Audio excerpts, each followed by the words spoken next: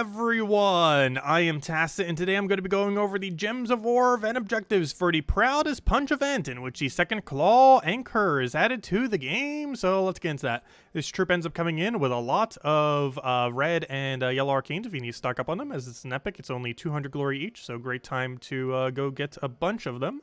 As far as the troop itself, it does bring in a brand new mechanic, which is destroy a triangle of gems. It also gives to give a bunch of attack to all allies above it, and then some magic to all allies below it.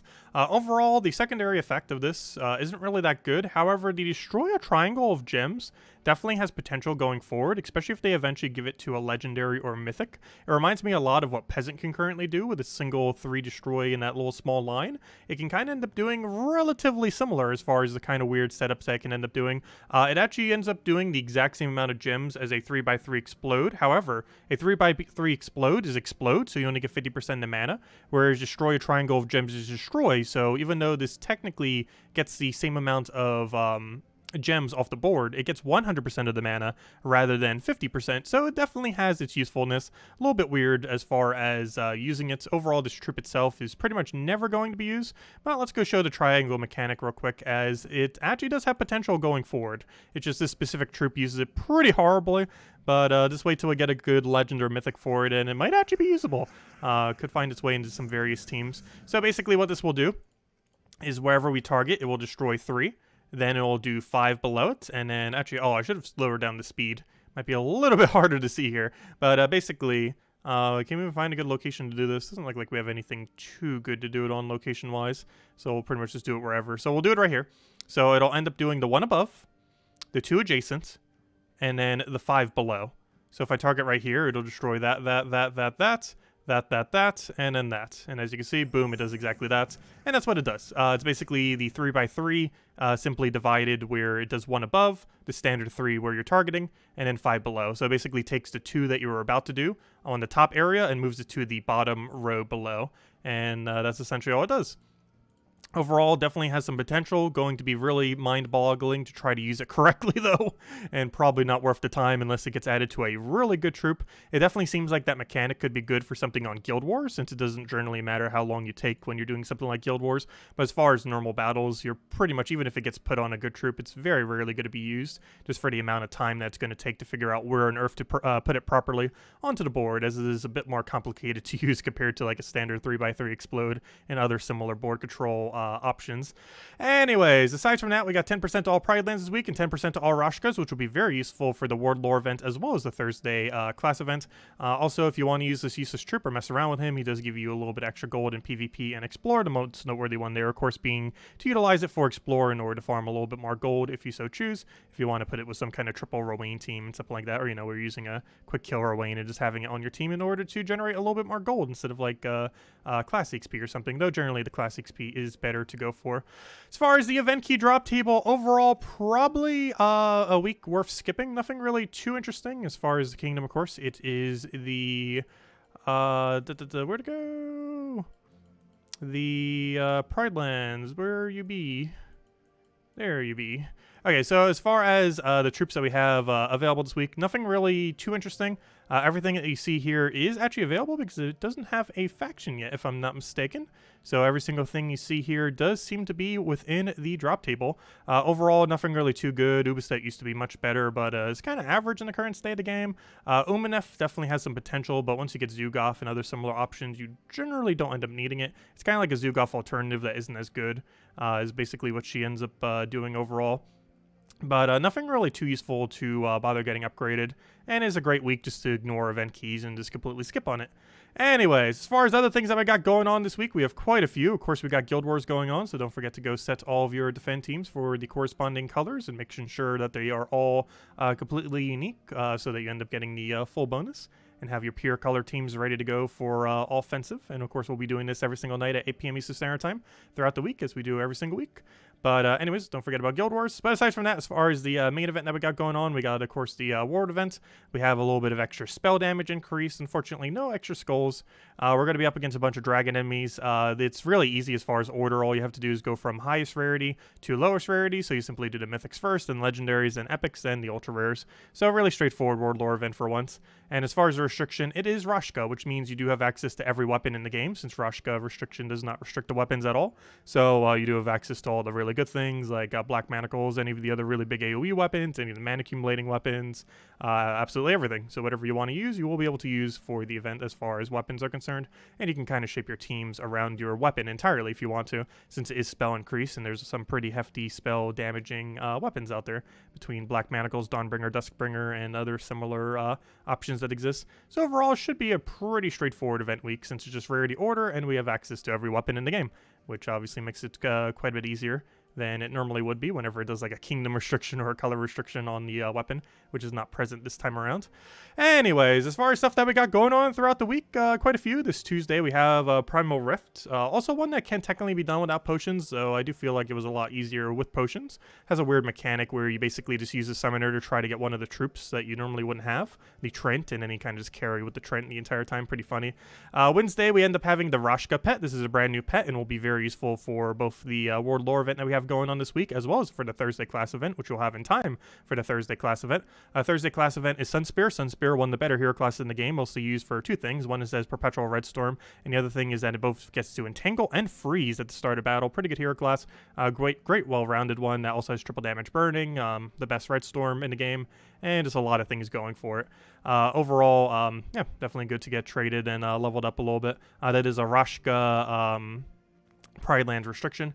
And then on Friday, we're going to be having, as you can kind of see by the timer, a Bounty Hunter event. Pretty standard Bounty Hunter, and we'll just get another troop for the Kingdom, which I believe brings it to 17 stars or so. Somewhere around there. Anyways, as far as Soulforge, main most noteworthy thing to mention is Rope Dart is finally available. Someone did the exact amount of time, but it's about 1.5 years since Rope Dart has been available. I 100% would advise getting this weapon before the end of the week by any means possible. This is arguably the best weapon in the entire game, definitely top 5 and top 10 for sure. As far as win rate, it's probably the absolute strongest, though I personally don't use it as much because, of course, there are things that win quicker than it. However, it has a lot of things going for it. It gets to eliminate all armor from an enemy, then deals some damage to them, so it's kind of like all the Mang-like weapons in that regard. But it also gets to pull them to the front, so you end up getting some amount of board control. However, one of the most noteworthy things is some of the effects that it gets. It gets to tangle the first enemy, so not only do you move them to the front, but you also entangle them, but it also gets an extra turn and destroy 3 reds. Normally something like a destroy 3 red or something similar onto a weapon would be pretty bad, but given that this has an automatic extra turn, you get board control, an automatic extra turn, you move the thing that you target the first slot, you take away all their armor, and they're going to be entangled. So it's generally used in the composition of various skull spam teams, since it gets to really disorient the enemy team, and then kind of just auto-kill them in the skull spam, and kind of just goes crazy from there. The Vinish Ball Aquilin combo is probably one of the most noteworthy teams that it gets used for. However, there are plenty of things that it can be used within. It's not necessarily good at winning quickly, but it's really good at not losing. So that tends to work out. You also tend to use it very often with stealthy hero classes. The main reason that you do this is so that it can't be targeted directly, particularly Thief hero class, just to make sure it has dodge, can't be targeted directly, and you have a bunch of summon that you could do with bandits, especially if you were able to get a refund on the bandits a while back. That makes it so they don't have stealthy anymore, or you still haven't upgraded your bandit, and make sure do not give it stealthy. It is so much stronger without stealthy. But you can basically just summon the bandits and then have them as mate shields so they can't end up targeting your hero, and it ends up working out really well. But anyways, make sure you get Rope Dart, absolutely insane weapon, and is the most relevant thing. Also, the second to last weapon, if you've been following all these epic weapons, is available this week, and the very last one will be available next week. If you've been following them since they came into the game a little over a year ago. They added 1 per kingdom, and we've almost cycled through them all. We're only missing Leonis Empire, and guess what? Next week's Leonis Empire. Anyways, as far as the Soulforge, we got 2 really good things. Actually, pretty much all 3 of these are kind of good, but most notably Obsidius and Mistralis. Mistralis is one of only 2 mythics in the entire game that currently has an automatic extra turn. The other one, of course, being Iron Gut, and of course, Iron Gut's absolutely insane. Every mythic pretty much ends up getting auto extra turn will be really good, and Mistralis is no exception. exception. She deals some splash damage to 1 to 4 random enemies. Can be a little bit inconsistent, particularly in Guild Wars when you're expecting like 3 or 4 hits and she only hits once. Can be very unfortunate. However, it's automatic extra turn into a jumble. Actually, one of the probably the best jumble troops in the entire game, since it does have the automatic extra turn with it, with a decent amount of damage, even though the damage can be a little bit inconsistent. On top of that, it has a little bit of spell reduction, but most noteworthy, it gets to enchant all allies whenever it does an extra turn.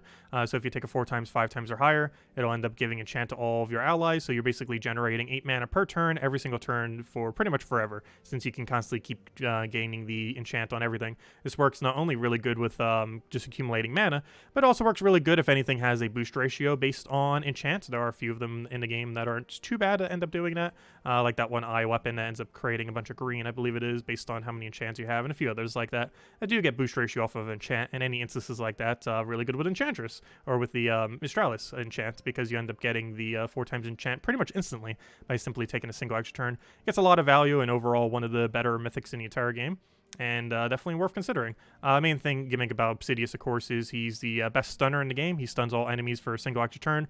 Insanely good value. Also has some score reduction. He's usable in first slot or somewhere else in your team if you want to use somewhere as a utility. Has a storm that goes into himself, and has a okay amount of damage. A little bit inconsistent as far as his ability. He's primarily used for the fact he has 50% score reduction combined with the stun, and obviously he's primarily used for that 4 times stun, particularly if the enemy has some really annoying traits that you want to get rid of. You just get a single extra turn and boom, they're all gone, assuming they don't have immunity to stun, and it just ends up working out really good.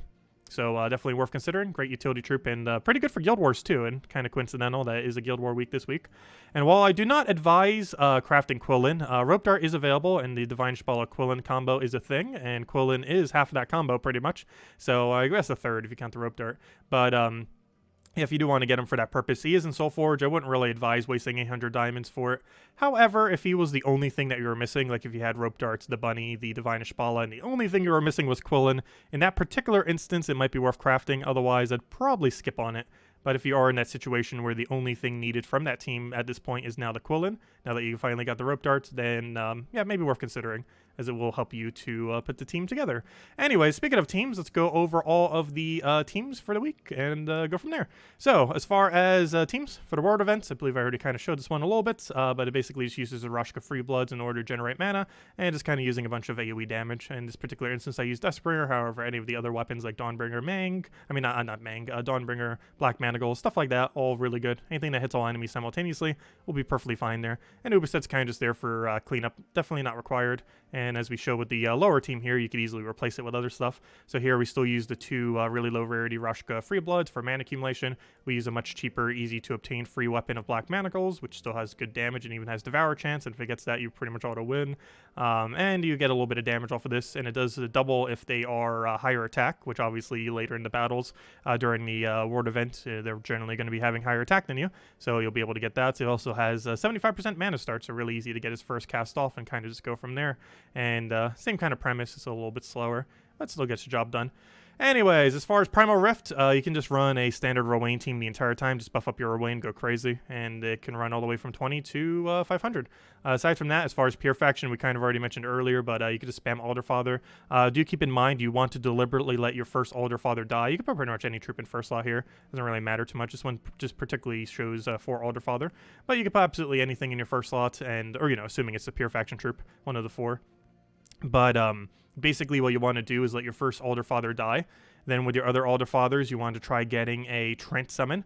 The Trent summon basically allows you to solo the entire delve. Keep in mind, you cannot start your team with Trent, otherwise it will, like when you pick your delve team, otherwise it'll not be considered Pure Faction. However, what you generally want to do in the first battle or the second battle in this faction is deliberately kill out your first Alderfather, then keep trying to summon your first slot until you get a Trent, and then you'll be allowed to use Trent. As long as your team starts as Pure Faction, it doesn't matter what it ends as, and even though Trent isn't part of the Pure Faction, you can summon it there and then use it for the rest of the run. So basically you want your team to be, after the first or second battle, to be Trent, triple Alderfather essentially, and then you just use the Trent. He gains a bunch of armor and attack every single time he casts, and you just use that as a super big tank, and then you just use the Alderfathers as skull spam behind it in order to win out the faction. And that's pretty much the whole premise, and overall pretty straightforward. Also, speaking of the Rope Dart meta, there it is. But yeah, it's a pretty popular team. If you haven't already seen a billion times, and I figured we show at least one team for it, there's a lot of different ways that you can form this team, as you can already see based on our opponent over here. He's using a little bit more of the classic, the Rope Dart Ubistet, back when Ubistet used to be really good. It still works though, But yeah, this is the slightly more common one, the Divine Ishbala Quillen. Still a lot of ways that you can end up utilizing it, depending on exactly how you want to do it. But basically, the premise is you have Stealthy on your hero class, so it can't be targeted directly. Generally done with Thief hero class because it's backup with the bandits. It also has some dodge, also has the insta kill, so you can sometimes just randomly get a free kill out of nowhere, which is always nice. The Moon Rabbit here, you always want to make sure to have one in power. The two most popular ones are, of course, Mercy and Moon Rabbit. Mercy is really good because it has cleanse on it and also heals. Moon Rabbit's pretty good because it gives bless to your first slot, so initially you can get rid of any kind of like entangle or anything on it. It's almost like a partial cleanse in a way that lasts for a little while until you act out of it.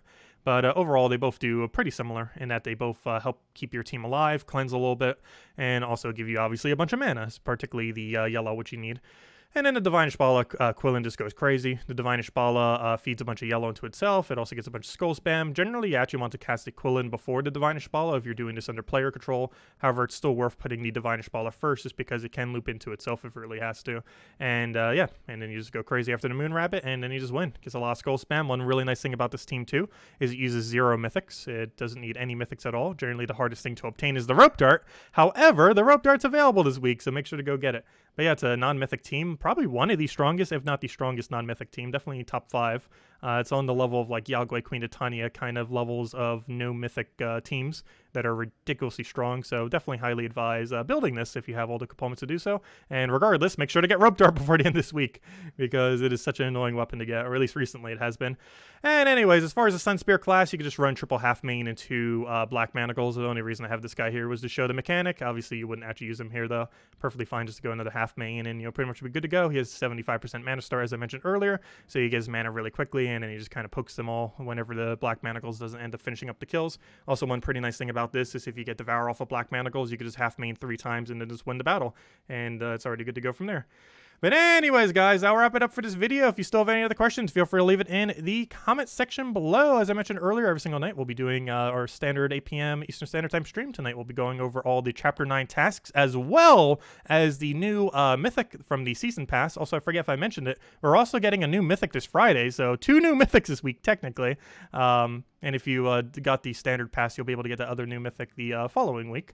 But yeah, 2 Mythics basically within a week. So we'll have that. And of course, we'll be going over Guild Wars every single night at 8 p.m. Eastern Standard Time and going through all those standard battles and everything here on the YouTube channel. Anyways, guys, hope you all have a wonderful week. Best of luck with everything. And I'll catch you guys later. Bye, everyone. And thanks for watching.